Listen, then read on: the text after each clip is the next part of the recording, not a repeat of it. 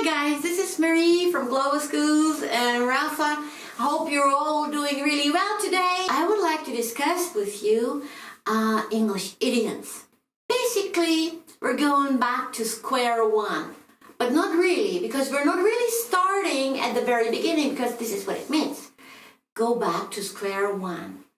You're having a discussion and you can't find a decision, you cannot find a real resolution to it all. And then you say, let's go back to square one. That means let's go back to the very beginning. Unfold everything and start anew. And then when somebody in this discussion starts prognosing, oh my God, if we have to do this, then that, and that will happen. Oh my God, when Miss Bimmelbum is doing this, is not going to work out. You know what you can say? We'll cross that bridge when it comes to it. That means, actually, at the moment, we're not even ready for discussing the effects right now. You're going way too far of what you're thinking about.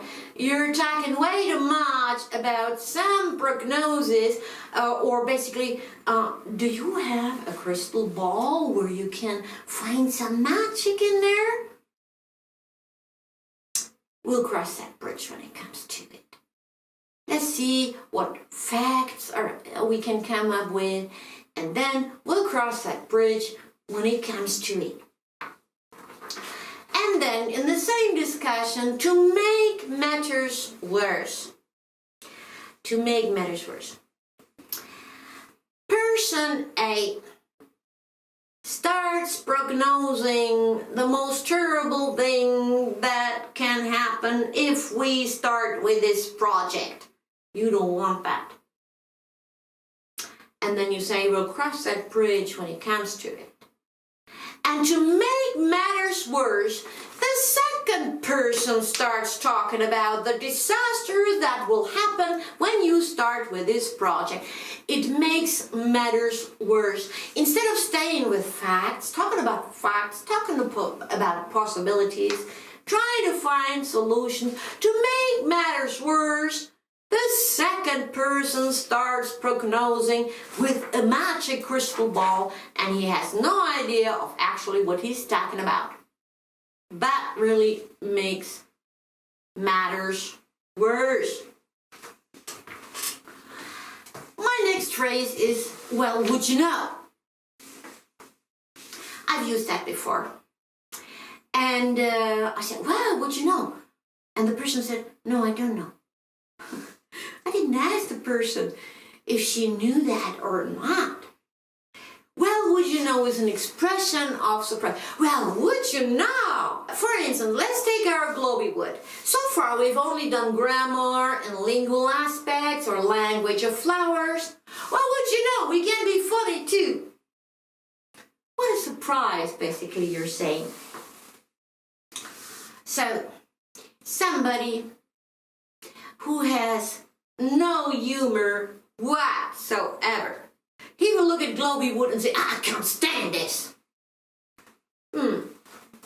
Maybe you don't know this expression. It has nothing to do with standing up or sitting down. No. When you say, I can't stand this, that means I don't like it at all. For instance, I can't stand fish. I know many of you will start howling now. So many people love fish, but some other people don't like cabbage, you know? So I can't say, I can't stand fish. I could also say, I can't stand cabbage, but I like cabbage. So you see, I can't stand it. I don't like it at all. So, and if the day's been very, very long, and I'm getting so tired, Rafa, you know what I will tell you? I have no idea. I will say, Rafa, you know what? I'm going to hit the sack. Now, do you think I'm going to take a sack or a bag and hit on it? No! I'm telling Rafa, I'm too tired, I'm going to bed. Good night. Rafa, you know what? I'm hitting the sack. Okay. Oh, no, not really. Okay, this was just an example. I'm not tired enough now. No pain, no gain. Rafa, what's that mean? No pain, no gain. Am I having a backache or are you having a backache? No, of course not. It has absolutely nothing to do with pain. If you want to achieve something, you really have to work for that. Maybe you will have to take little risks, but the gain is the promise. That means that you will profit. You will benefit from the investment. If it's time, if it's money, if it's nerves, you will gain with that. And that's what I can say. No pain, no gain. You know, if you don't take any risks at all in your life, you know what I'm going to tell you? You're going to miss the boat. What does that mean? Imagine you want to travel somewhere and you're too late. The boat is gone. You will never ever get to that beautiful island you intended to go to. So when I'm saying, look, if you're not prepared to take a little bitty risk in what you're doing, then you're going to miss the boat. In other words, you will never get there where you really want to be. And also, it's on a personal level. You have met this beautiful, gorgeous lady you've always wanted to meet. You're not talking to her. You don't want to dance with her. You don't want to spend time with her. I'll tell you what, you're going to miss the boat.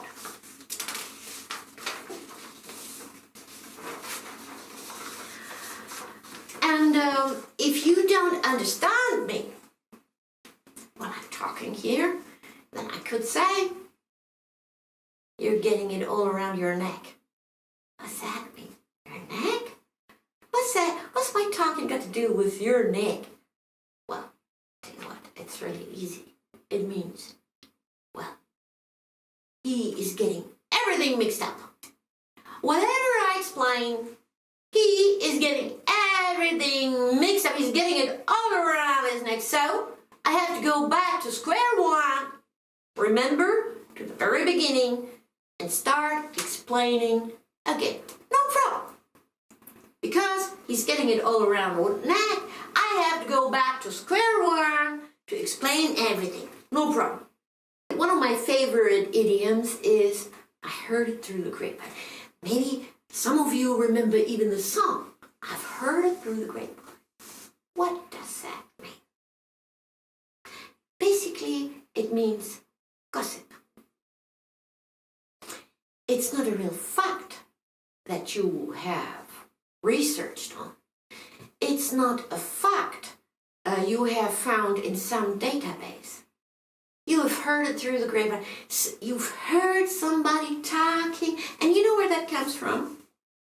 In the United States, they used to have these porches. The traditional houses used to have wonderful porches, and quite often they had grapevine there. Now, when you're sitting there in the evening, you can hear your neighbors talk.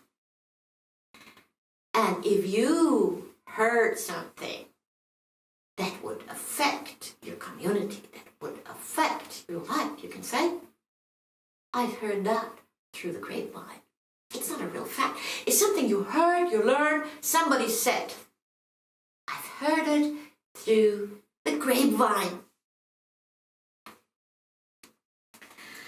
So, now, if you think, for instance, of our Globywood film, remember we all were wearing shades, sunglasses, some people call it.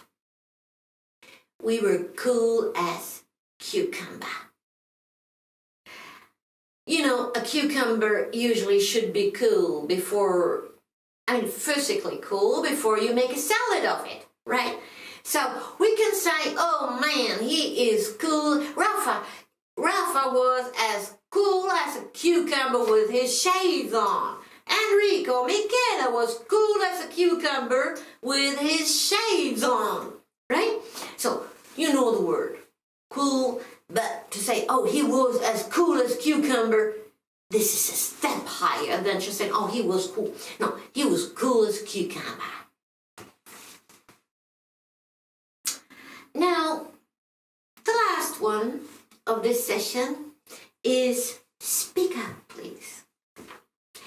Now, when somebody says speak up, then perhaps somebody spoke very, very quietly and nobody could understand. So I say, speak up, please. And then the person starts speaking louder, and that's fine, but I can understand better. But we can also use the terminology, speak up, please, when I want to have your clear opinion. How did you like Chloe Wood, Rafa? Well, it's cool as a cucumber. Hey, all right. Okay, so guys, I thank you very much. You're all cool as a cucumber, and see you next time again. Okay, bye-bye. Don't forget to subscribe. Oh, yeah. Don't forget to subscribe and like.